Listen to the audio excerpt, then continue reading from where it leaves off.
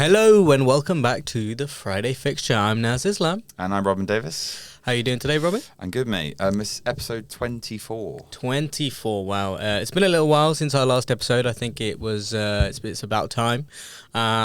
We've had the duration of the World Cup up until the final coming up on Sunday. Yeah. So we have much to discuss, much to review. It's been a pretty banging tournament, wouldn't you say? I'd say it's probably been the best footballing tournament. I think off the field stuff obviously has been a bit weird at times, but on the field it's been, I maybe recency bias, but probably one of the most memorable tournaments in a long time. Would you agree? I would agree, but I think we say that about every World Cup anyway, don't we? I think it's the spectacle of it all makes them all so memorable as they're happening. But yeah, this one will definitely stand out for all sorts of reasons.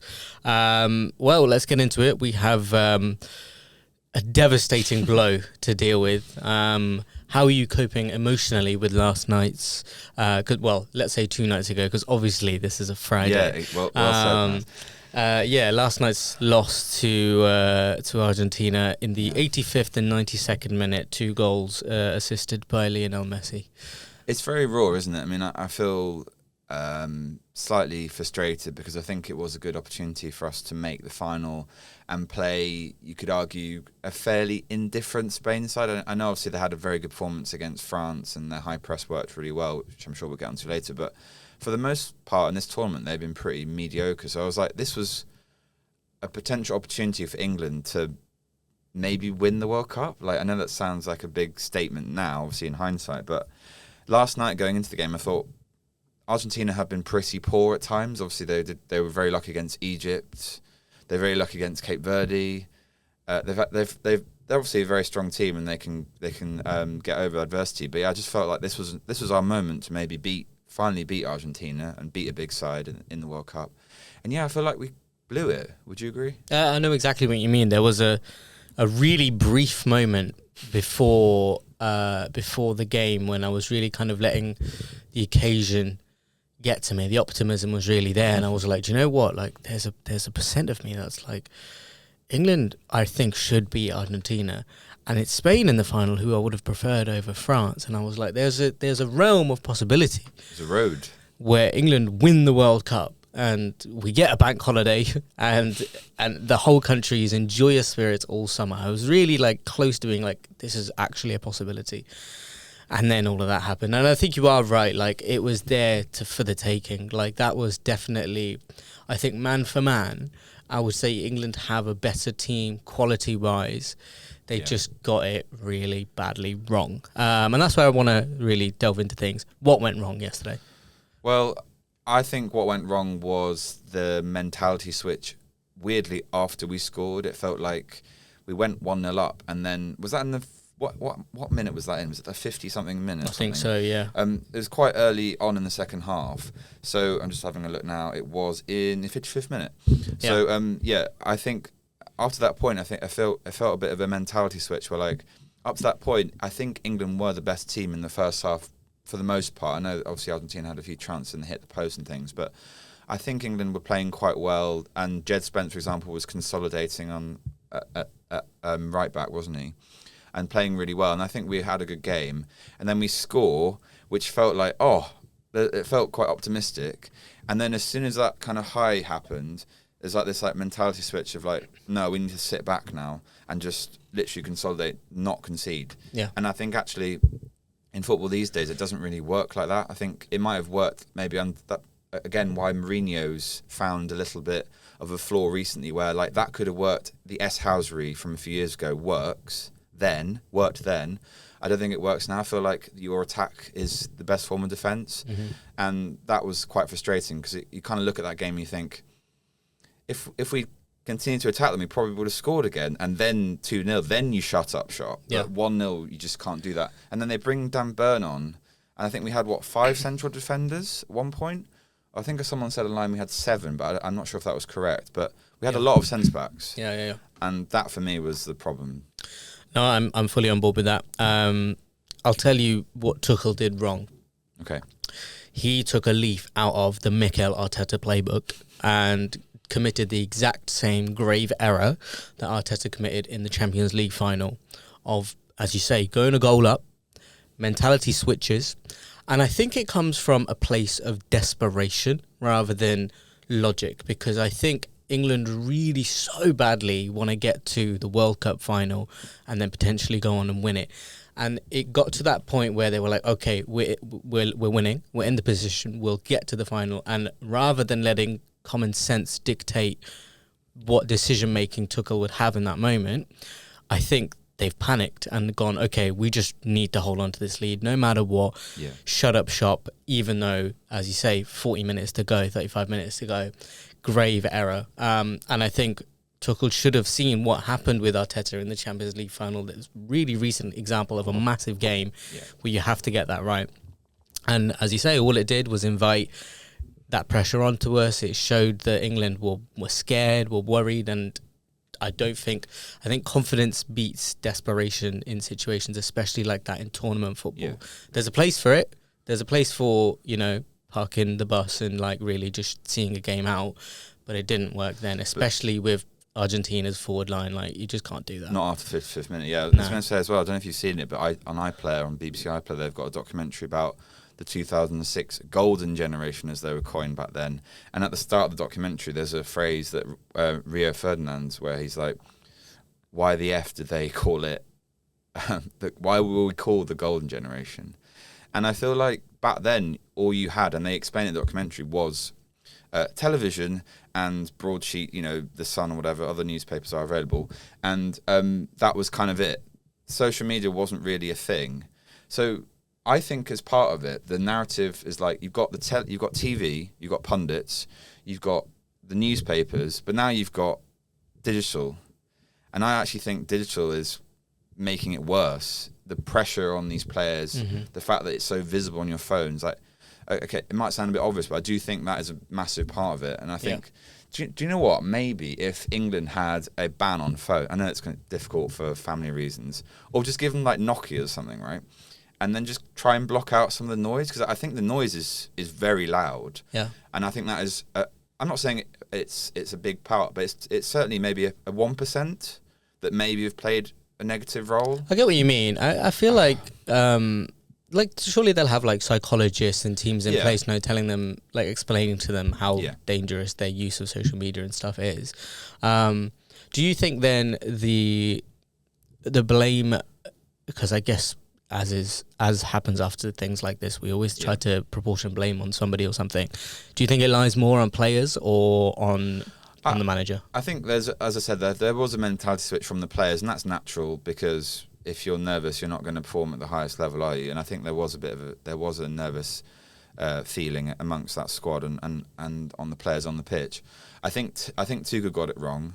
I think Tuchel could have helped them with that mentality switch of just being like, seeing that reaction from the players and then immediately trying to switch it tactically, and then that might have given them a boost. He kept saying in his post-match that he thought they would re-engage at 1-1, and they never did. And it's like, it felt a bit like, what, isn't that your role to sort of help them re-engage?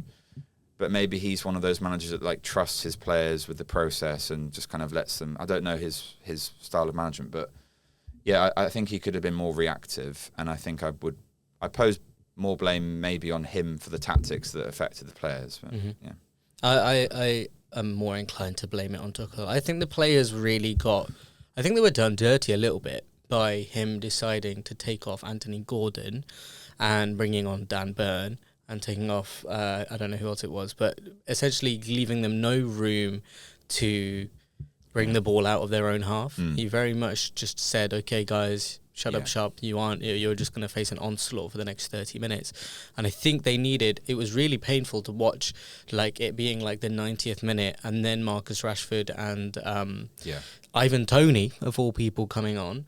And it was like, where was this? Like, you needed to do this 20 minutes ago. Or maybe Watkins as well, bring on just the pace someone, of Watkins just someone instead. to get the ball up to, like Kane battling up front, drop it to a winger, and then one of them just takes England forward to the other side of the pitch. And it was so tough to watch. And I think the hardest part of it was, I think everybody was screaming at their TVs like, we need more going forward now. Like we need to get out of this situation. I was going to say as well, I think a great example of a team that found the tactics to high press higher up the pitch was in that Spain game against France, where they literally neutralised. They realised a weakness in their back line and they just high pressed them. For most of the game, there was like 4 players just literally just man marking them, and France couldn't cope, and they were just like playing the ball up top and then losing possession, and then Spain had it back, and then that plays right into Spain's hands because they're a possession-based team. They can just play you around, and then France are chasing you, and then France get more tired. And that would have been a better solution against the Argentina team. High press them up the field. The problem is, though, with England is we don't have, because of Kane, unfortunately, it's not really possible to do that. So you kind of negate that by having the strengths of him as a striker, but you do lose that element. Yeah. And I do wonder whether for this one game, maybe would it have been better to maybe start what I know it sounds controversial, but I'm just thinking tactically from a physical point of view, maybe Tuchel could have realised earlier, maybe Kane is a bit tired. But it's like this juxtaposition, a bit like Ronaldo. It's like you can't take off your best player. It's a tricky one. But yeah, but I think it's different with Ronaldo and Kane because Ronaldo also just wasn't really producing the goods as well, whereas Kane has. And I feel like for that reason, I do get it'd that. be worth to have him on the pitch. But I know what you mean because pressing really isn't his forte. No. Yeah, it's so tricky to figure out tactically. But I think like overall the game plan was solid. And it worked for up 80 to minutes. 56 minutes. Well, yeah, even up until like you could say the 85th minute, it was working. Enough. Yeah. It was just a case of I don't know, man. Something just fell apart, and the thing is with Tuchel afterwards, he was sort of standing by his decision as you would expect a manager to do. There was a lot of talk about with hindsight, what would you have done and stuff. But I really think he just made that monumental error. Do you think if we'd got the job done and won 1-0 and it'd been like a bit like Arsenal, whatever, and it's like a bit horrible to watch, would we be saying right now, we'd be calling defensive him a masterclass, Dan Burn, we absolutely get you would. Dan Burn tattoos, all that kind of stuff, and there would we absolutely would, and I think people tried to draw a parallel to the Mexico game and say, well, that's what he was trying to do, the same thing, right? But in the Mexico game, we were down to 10 men as well, so it made logical sense to shut up shop, I think. Sure. And the other thing that I guess I could justify why Tuchel thought the way he did was the prospect of extra time. So I feel like maybe that was kind of behind his decision making. Yeah, exactly. Yeah. But even then, I think he's got to realise that you need to try and win the game in 90 minutes. I think he saw it getting to potentially 1-1 and was just like, right, I want to survive this game rather than go for the win, which it's painful to watch because you want England to be a brave nation when they're playing. Every country wants their nation to play on the front foot and try and win games rather than see them out. I was going to say, I do think maybe in retrospect, hindsight is a great thing, but in terms of the squad, people will often reflect about the squad selection and things like that and who was and who wasn't picked. And I do really feel, and it's not biasy because I support Chelsea, but I do feel like I've seen some training videos of Palmer, and I know obviously it's different. He's had a rest, so he's going to look sharp, and it's July, and he's clearly been off for a few weeks, but he did look really sharp. And I did wonder, could he have added just something a bit different when you need someone that can open up a defence and just do something that's kind of illogical? Because I feel like with him, he's very free roaming. He just kind of plays like he's playing five-a-side with his mates at times. And I do wonder, maybe we got that wrong. Yeah, I think it applies to a few of his selection choices Gibbs White as well. Yeah, it was. I saw a lot of people talking at the end about how we're losing 2-1 and it's Ezri Konsa spamming balls into the box because we don't have Trent Alexander-Arnold, who would have been exactly what you need to try and get a ball onto Dan Burn's head. Yeah. It was just it's so frustrating because things were so close to being perfect. Yeah. And he just made those slight errors that could have changed everything dramatically. With, for example, Palmer, Foden, those guys in the team, and locking defenses would have been massive. I think as well, he should have realised and taken he should have had the wherewithal to realise that they were tired as well, like really, really tired. You could see Rice was absolutely exhausted. And I think he needed to come off much sooner and bring on, like, even if it's he doesn't even play Mainu. I don't know why he took him. Mainu. A little bit sorry for him. For him, yeah. Jordan Henderson, like any one of those players that could have just filled in that gap for 15 minutes. And I know better than anyone, Jordan Henderson will just hoof it to the other corner of the pitch with no purpose whatsoever. But at least it's not going into your own goal, and that would have been better than anything we saw last night. What are you saying? An armless Henderson? An armless Henderson would have done an amazing job. It's sad, isn't it? It is. I think maybe as well we're slightly, because we're both England fans, it feels a bit more raw and emotional, and it is quite nice though, and I think this World Cup has been slightly more unifying than maybe some. Like, I feel like a lot of the England fans have come together, which is always quite nice. Yeah. I just hope it kind of lasts going forward, because I feel like there's that was my main reason for wanting England to win the World Cup, is just that, like, I think the country needs it. I think it really just needs a bit of a boost and a bank holiday. Yeah. But also, it would have been just really nice if England had won it and then proved that Daily Mail journalist, who I've forgotten the name of it, Craig Hope, I think, completely wrong, because obviously Bellingham's had an amazing World Cup up to this point. We'll get on to the best players at the World Cup later, but it was just quite satisfying to see how he's just bossed it. I don't think Bellingham maybe had his best game last night. He looked a little bit lethargic at times. Yeah. Obviously his good footwork at times, but yeah, he looked a little bit lost. But I think that was down more to the tactics and just feeling a bit isolated with that amount of central defenders at one point. Yeah. He looked a bit like, what do I do? Am I supposed to be CDM? This is something I wanted to ask you about as well, because I've been talking to people about the game last night, and one of the discussions I had was about the physicality of it and the refereeing, because obviously we kind of expected there was going to be a lot of pushing and shoving and like heavy tackles and all of that. That was all to be expected. Do you think the referee got it right, like in terms of the decision making? Do you think do you think England were weak? Do you think they were Do you know what? In terms of the refereeing, I actually thought the referee had a very good game. I thought so too. And I was slightly concerned before the game that I'd heard a lot of murmurs that he's an MLS referee, and obviously Messi's in there. I think there was a few narratives going he's going to show bias, and apparently he'd never carded Messi or something. I can't remember the stat, but like in MLS games. So it was like, I'm not sure about this. It felt a bit FIFA-y kind of, but he was actually excellent. I don't have any complaints from the refereeing point of view. I think it was more England's mentality, as I said earlier. Yeah, a week feels quite strong. I don't think these players are weak. I don't think they're weak mentality-wise either. I just think it's like that 0.5% that is so crucial in professional elite sport, like anything. Yeah. If you're the 0.5%, you're going to be the best at what you do. And I think that was just lacking a little bit last night. And also, one word, Messi. They've got, like, in my view, the greatest player of all time living, and, you know, of any generation in my book. And he just turned it on, and that cross for 2-1. I mean, that's world class. That last 20 minutes from Messi was like watching Messi from like 15 years ago. Yeah. It was amazing. Because his whole thing this tournament has been conserve my energy, turn up in like the little moments that I need to win us the game. That last 20 minutes, he was like, give me the ball. All right, I'm going to be all over the pitch. Just give me the ball. I'm going to make stuff happen. He was putting in crosses, chances, left, right, and centre. It was incredible to watch. Was he allowed that, though? Was he allowed that opportunity, though, Naz? I think maybe it was more the tactics of England let a player like Messi have that kind of space, which was wrong. Yeah. The thing you've got to do is just not let him have access to the ball. Yeah. And try and high press them and put pressure on them so you can gain possession.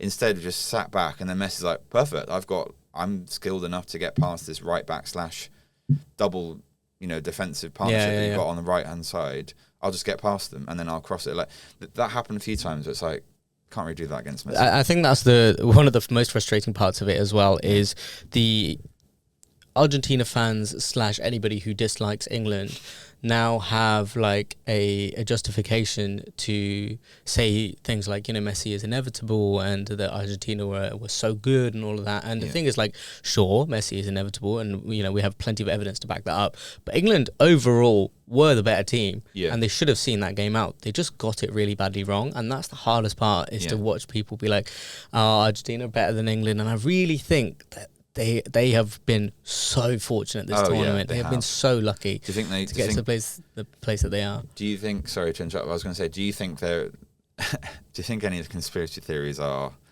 found? Can we find any truth to any elements? I think there's some dodgy stuff going on. Really, personally, I mean, FIFA is dodgy, isn't it? Well, this is what I mean. I think you only have to look allegedly. That's right. You only have to look at. Don't want to get sued by FIFA. Really. No, absolutely do not. And by that bald-headed loser Infantino. I don't know. I like how he gets booed, by the way, in pubs. He can't hear it. It's really funny. Fantastic. Nobody likes him. It's crazy. He's also being like seriously investigated for like political affiliations with Trump and stuff as well. So yeah, it's kind of insane how you can be almost more corrupt than Sepp Blatter. Like, wow. Yeah. No, like for example, the thing that Jarell Kwanzaa got sent off for in was it the quarter? No, I think it was the round of 16. And then upgraded to 2-match ban. Yeah. I don't think it was that different from what Messi did in the first game when he stomped down the back of someone's car. Didn't even get a yellow, did he? Not even a yellow, not even checked, nothing. It was also, just okay, cool, that's fine. You know, in the Premier League, how afterwards, if they make a wrong decision, can't you be given a red card so like that you then get retrospectively? Yeah. That was what I was looking for. Is that not a thing in the World Cup? So could they not have retrospectively given him a one-match ban? I'm not sure. I don't know. It's kind of weird. I guess it's FIFA's rules at the end of the day. But that's just one example. And then, of course, you had the Argentina-Egypt game where there was that incredible Egypt goal to make it 2-0, and they went back 500 phases of play before to call a foul. And then actually, speaking of this, about last night as well, my biggest gripe, and I still haven't seen a replay of what Messi did to Jed Spence before he picked up the ball to cross it back in. Because you watch that replay, Jed Spence gets a toe poke on the ball and Messi catches him. And I think that if Spence goes down in that moment, I think the foul gets called either through VAR or there and then. But I don't think that goal would count. But because Jed Spence has decided to stay on his feet and be honest, he's been punished, and I think for that reason I don't think they even looked at it. And this is the part that really bothered me is I haven't seen a replay of it since, but I'm sure Messi has fouled Jed Spence there, and I think anywhere else on the pitch as well, especially the way he was hopping around, you could tell he caught him. If he rolls around, that cross doesn't get put in, and we go to extra time. And fair enough. England might have at that point looked like we would have still probably got thumped because Tuchel wasn't changing anything, but we should have at least got that opportunity. And I care more about the fairness of the game than I do about any team winning or losing, And that was really like, why is this the only time in the tournament when there's a massive decision that's being needs to be made, and we don't even get a single replay? I think you do have a good point. I think it's that annoying position of if players are more honest, and then they don't get rewarded for that. And it's they should still get the foul even if they stay on their feet. Absolutely. And then it's you get the really soft fouls that are given. So it's both sides of the coin. That's both is quite annoying, isn't it? Well, I guarantee if this was the other way round and it was the Argentina box, whoever the Argentina defender is rolling around, screaming, writhing in agony, all of that. So it's just kind of and the thing is, I don't necessarily hold it against Argentina or any of these sort of South American countries that are amazing at the dark arts. They've perfected it. They really do it so well to the point where the referee will give you decisions. I think England lack that. Yeah. I think England need to pick that up as well. I was reading an article. Yeah, I was reading an article that Mauricio Pochettino said in Argentina they used to practice. I think it was Newell's Old Boys. They used to practice. Diving in training. The dark arts. They used to practice it in a way where it was how can I make this look like a foul? Well, that is really depressing. I didn't think that was what they did. Well, I don't know if it applies to every team in Argentina, but that's his account of things. This might have been an old article as well. But yeah, it's definitely just testament to the fact that that's an element of the game that I think doesn't get really looked at enough. Because for as long as referees will reward what is essentially cheating, players need to get good at cheating. Yeah, you're right. I think England are a little bit, maybe they're a bit too English and a bit too nice, a bit too polite. I mean, at the same time, Bellingham and Kane and that were throwing themselves around all over the place too, trying to win those fouls. But in a moment like that, needed it. I was going to say to you as well, what did you make to? And I did wonder whether there's kind of they use that to their advantage. But post match, I think Lo Celso put out this banner about the Falklands War, and it'll be interesting to your point about FIFA, because that's a political statement, isn't it? Yeah.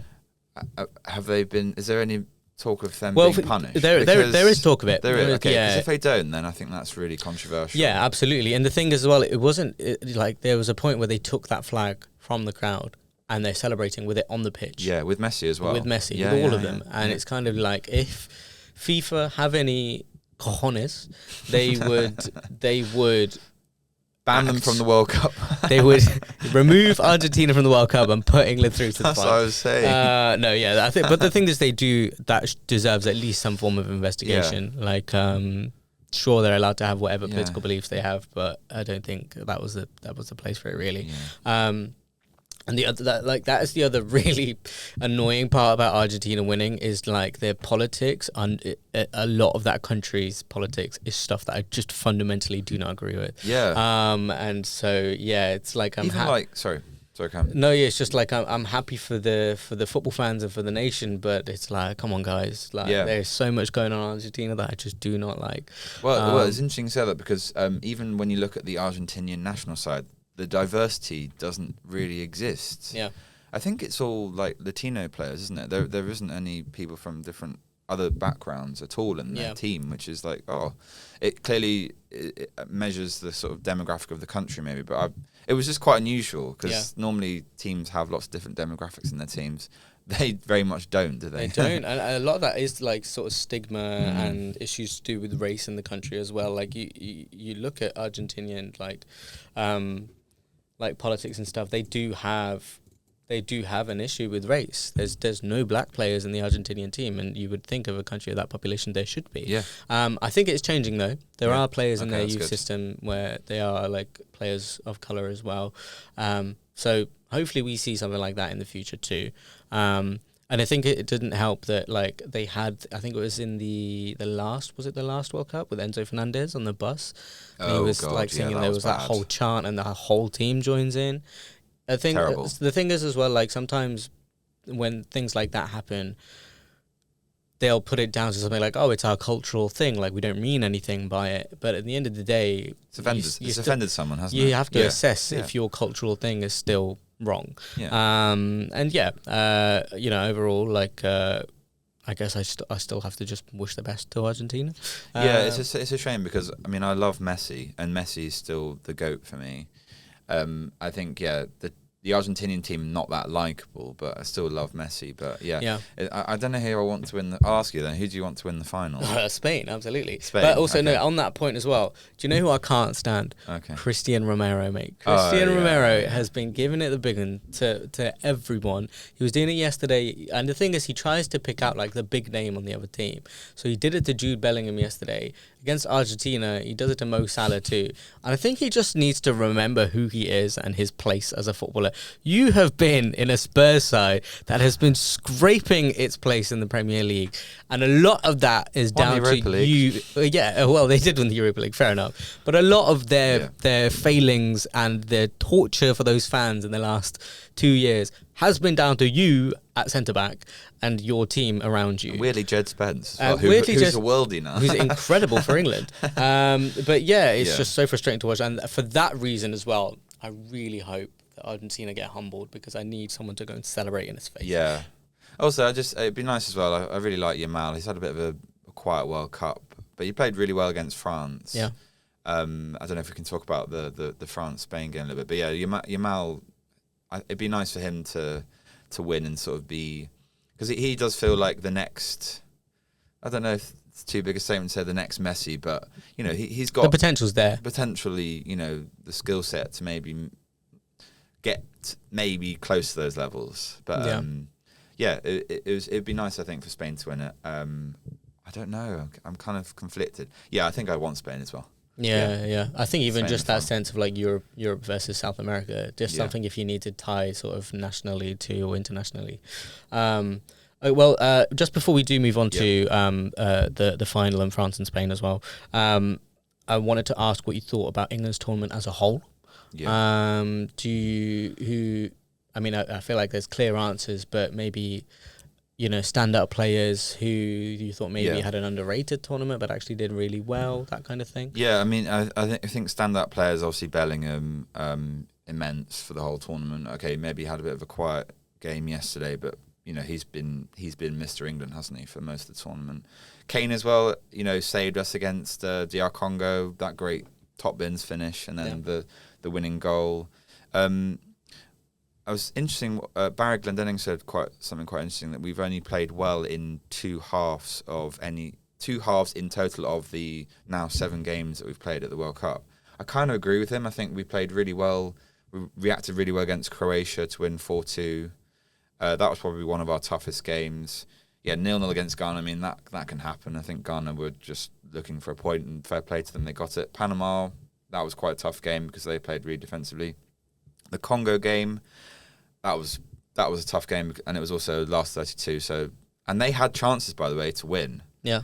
And I think Wissam missed, or he should have squared it, and he didn't. And they could have been 2-0 up at one point, I think. Yeah. That was quite worrying.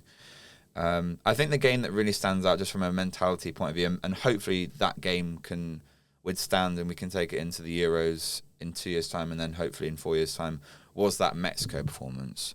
Because, I mean, I messaged you at the time, and just like the mentality to beat Mexico at the Azteca, which is, incredibly hostile stadium. Obviously, it's the altitude of it, 2,000 meters above sea level, or whatever.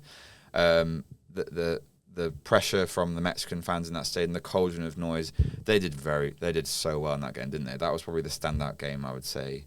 Didn't really make much of the Norway game. But yeah, in terms of players, I'd say standout players, obviously Bellingham. Players that I've been quite disappointed by, and I feel like maybe he's just absolutely knackered, is Saka. I don't think he's fully fit. Yeah. I could be wrong. I feel like it was a bit disappointing because we did have an alternative potentially in maybe Morgan Gibbs-White or Palmer, versatile right wing, RM, right wing, or whatever you want to call it. That was a bit of a shame because he obviously had a good first half against Mexico, and I think he got the cross in for Bellingham. But yeah, I just don't think it's the same Saka that we know and love. Would you agree? Yeah, I think so. I think you got to the thing we have to take into account, I suppose, is Arsenal's season as well. Like, those boys are knackered. It wasn't just Saka. Like, I think you could see it. Yeah, I think you could see it in Rice and Madueke too. Like, they did seem quite burnt out. And it would have been, I think, wise for Tuchel to try and give them a little bit more rest. Rice looked very tired, didn't he? He looked exhausted. Yeah. And I think that, like, this is why you take a big squad to the World Cup, because you're supposed to use those other players.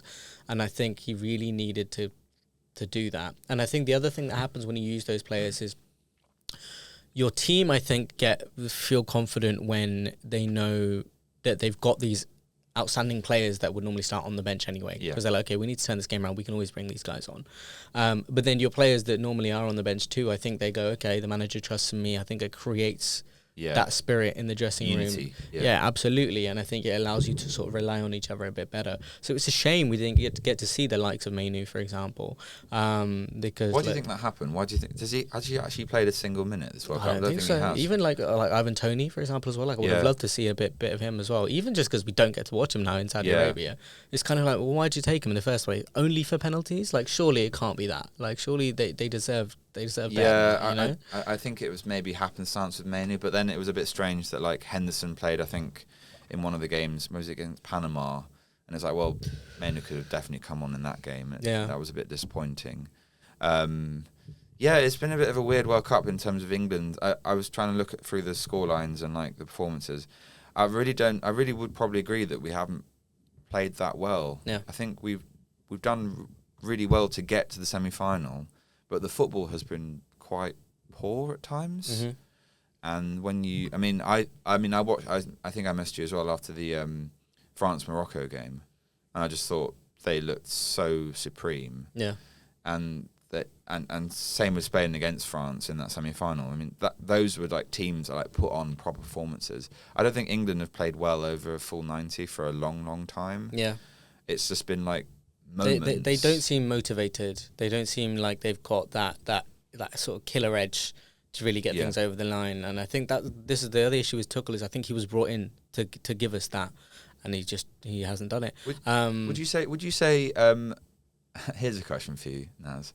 If we had Southgate still as the manager, right? Looking at those results, obviously against Congo, Mexico, Norway, and Argentina in the knockout games, would the results have been any different? I don't think so.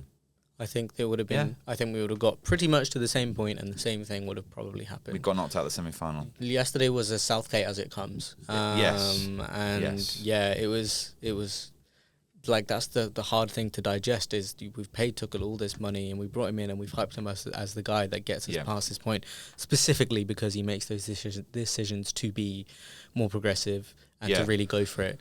Well, the problem that England are going to have, and I'll pose this question to you as well, is obviously the FA is different to like a Premier League club where they can just afford to pay off a manager because I think he's on a £4 million contract, something like that. It's a lot of money. I think it's 8 million. 8 million. Okay, we'll double his salary in a second. It might even be more. I don't know. Okay, We'll fact check. But a lot of money, basically. And what I was going to say to you is because it's not like a Premier League club where it's like, oh, it's just like a transfer, we'll pay you off, it's fine, we'll get the next manager in. It's like the rolling conveyor belt of managers.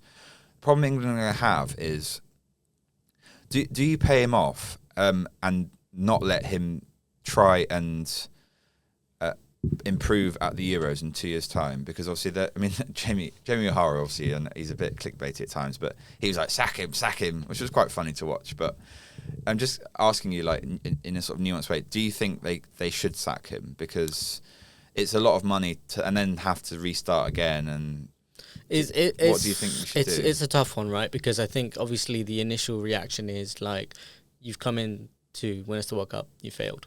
And I think if England were as cutthroat as they could be, then there'd be justification to let him go. But it's, as you say, it's the whole like infrastructure of everything would have to change again, and I don't think that's necessarily sensible. On the other side of things, though, England only meet up like maybe 9-10 times a year, and so anytime a manager would come in, I think there'd be time for them to sort of establish like a different program. With only like 18 matches prior to the next tournament. Yeah, exactly. It's not long. And in that sense, I think Tuchel probably could learn from his mistakes. I'd give him, I think my brain says give him the Euros. My heart says get him gone because I'm mad at him. But I think he deserves a shot at redemption at least. And then if the Euros don't go well, then get rid. And I think the Euros can't be like gets to the final. I think he has to win. Because I think that's part of the problem is I think that's in his contract. That I didn't really like the fact that in my brain I think it would have been better to have not announced anything about this contract extension until after the World Cup. Yeah. And it's like this mentality of like Tuchel's in here to win, and that's all he's here for. The objective is we go to Mexico and the US and Canada, and we win the World Cup. Yeah. And he's here. That's his job. That's the objective. Bash. That's it. Instead, it's almost like giving the players like an extra chance after that, and it's like, well, if you don't win it now, then you've got this next opportunity. I think that's part of the problem a little bit. I spoke earlier about the mentality. I think the players, I don't know if it's fair to say, but I feel like maybe they can sort of feel like they can get away with it almost because we failed for so long, and it's like we've almost come full circle where maybe the players aren't worried about, but the generation 2006 very much were, but these players maybe don't care as much. I don't know. It feels strange. Yeah, I know what you mean, and I think that's on the manager more than anyone to instill into them is how much this means. And of course, like they get it. They know how big it is, how big of a deal it is, because obviously they grew up watching that generation face that pressure too. But yeah, I think Argentina, you could tell, wanted it more by the end of that game. They really wanted it, and they felt like, okay, we can't let our nation down. And I think England just fell apart. I feel like the politics, just to end on that, I think the politics did help them. I think there was a lot of, I read some articles in the Argentinian press, they really did stoke up that fire about the Falklands War. I agree, because I think England also don't care as much about the history with the Falklands as Argentina do, and they're very proud about that too. Yeah. Let's move on and just quickly look at the final. I am thinking that I don't want to make any predictions because anything could happen, but I think that Spain are the better team, and they've proven that they are so hard to get the ball off. Only conceded one singular goal this whole tournament, and that back line is looking really solid. They are looking really good. They all look after each other. Porro and Cucurella have been amazing. This World Cup. From Cucurella, honestly, it's amazing how they're decent with any team. You could say they're decent in the Premier League, and then they play for their nation, and they're absolute monsters. World beaters. And I think that's what leads a lot of teams to sign players after the World Cup, because they see this potential and then they just don't really produce it as much. But I think it'll be a great game. I think it'll be a really, really good game. I'm really excited to see how everyone copes with the big threat on the other team. What do you think of the final? To your point about team, I think Spain are the better team overall. I was looking at their stats for goals, and it is very spread out. I think Oyarzabal has 5 goals, which is still an impressive return. And then you look down and it's there isn't anyone else on the list, because obviously a lot of players are on 3. So I presume there are some players on 2. But in terms of their assists as well, that's very spread out. I think Cucurella's got 2 and Dani Olmo as well. Yeah. So I think it's just a spread out thing, and I think that probably goes back to Yamal not quite being fit, and then sort of finding he had a bit of a rest and has come back and looked really impressive. Got that disallowed goal, which was just offside against France, and it should have been, I think it would have been 3-0 at that point. Yeah. And that was wow, that Spain are back. They're cooking France. They were honestly. The France team that were destroying everyone were just being played around. Cooked is the word, Naz, because they outclass them, they outplay them in every single position. I mean, Simon, for example, best goalkeeper on the pitch, and Magnon's had a good tournament. Every player on that pitch was fantastic. And I think it was up to the 94th minute in the match for France's first shot on target. It's insane.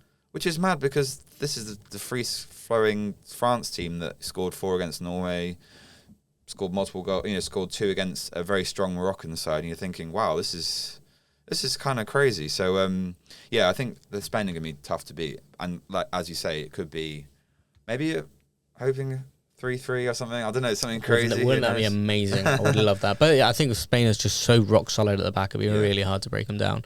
But I think given what they did to France as well, I think they'll be feeling good about themselves. They'll be feeling confident. And I think the key is Rodri, because he dictates that game. And Ruiz next to him. Yeah. That midfield in general, if they win that battle, they win the game, I think. And I really hope Yamal turns up, especially for that narrative of Messi versus Yamal, that sort of passing of the torch. There's that picture, isn't there? There's that picture, there's all of that, just all those stories behind the game. So he's going to have a field day on Sunday. I know he got a bit of trouble for supposedly upsetting England players.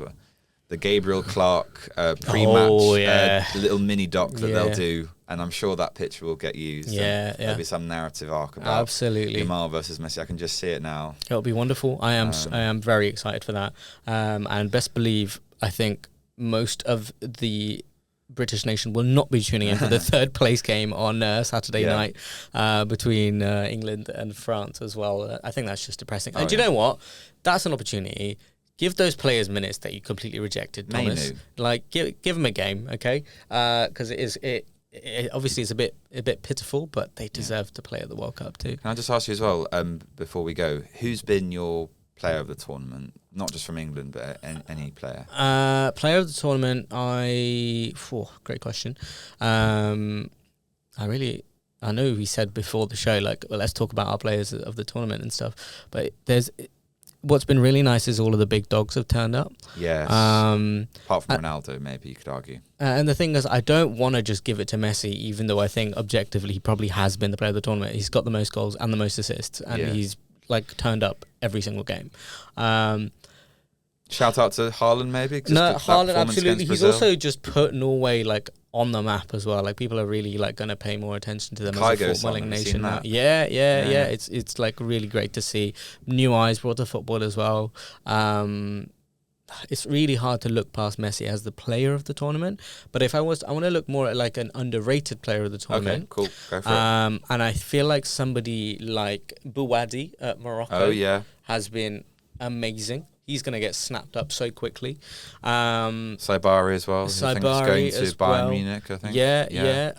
There are some really like exciting players coming through as well. Who's your player of the tournament? Yeah, I mean, I really liked that performance from Haaland against Brazil. That was really fun. Obviously, was he a bit injured, I think, in the England game? He came off a bit early, which was slightly unusual. I don't know if it was tiredness or an injury, but he's been really fun to watch. Although he goes quiet in a lot of games, but then he just suddenly turns on, and I think that's kind of the beauty of Haaland, isn't it? That's what he does, isn't it?